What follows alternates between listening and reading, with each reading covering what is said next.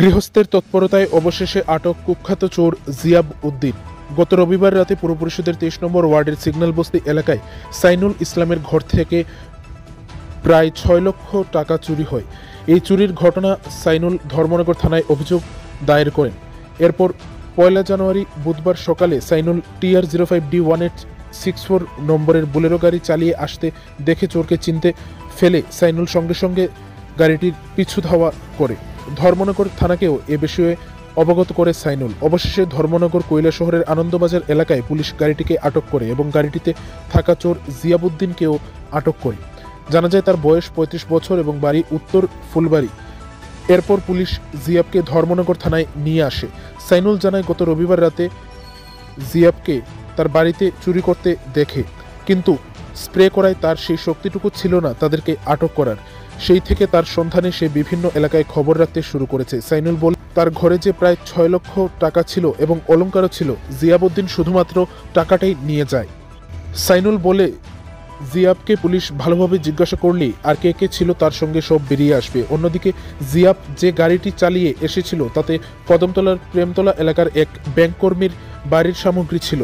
ব্যাংককর্মী বলেন তিনি প্রেমতলা থেকে কৈলাসহর বদলি হয়েছেন, তাই তিনি ঘরের আসবাবপত্র নিয়ে কৈলাসহর যাচ্ছিলেন। তিনি জানতেনই না যে গাড়িটির চালক, অন্যদিকে গাড়ির মালিক জিয়াব উদ্দিন একজন কুখ্যাত চোর। গাড়িটিকে ধর্মনগর থানায় নিয়ে আসা হয়েছে।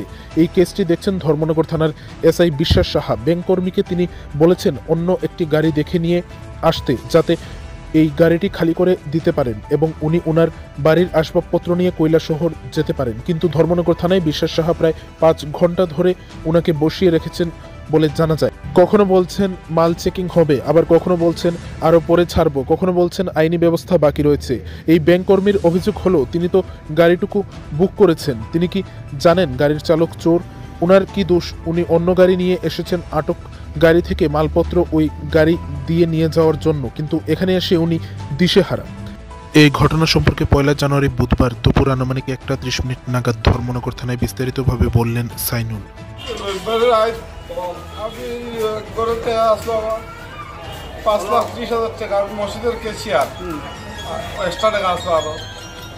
কিন্তু ঢুকছে, ঢুকে গিফট ব্যাগে ঢুকছে, গ্যাস মারি দিছে উঠে দিয়া, প্যান্ডেলটা ঢুকে মারিয়ে দিছে, মারিয়ে আপনার টাকা নিতে আমার সামনে। আমি তো কিচ্ছু বলছি না। আপনার বাসা কোন জায়গায়? আমার বাড়ি সিগন্যাল বস্তি ২৩ নম্বর ওয়ার্ড। আপনার কি নাম? আমার নাম সাইনুল ইসলাম। আপনি এখন কেমনে ধরছেন? এক করে আমি তার কদমতলা দেখি ওইখান থেকে দাওয়া করি আনতেছি। আচ্ছা, আজকে ৩ থেকে তারা আনতে না, এদিকে আয় না, ওই দিক দিয়ে বাকি হয়ে যাইছে। আমি সাথে মনে হয়েছে বড় বাবু। এখন কই ধরছেন? ও কইলা আসো রোডে আনন্দবাজার চেকিং। আপনার স্টাফে। আচ্ছা, আপনি কি ওই দিন দেখছিলেন চুরি করার সময়?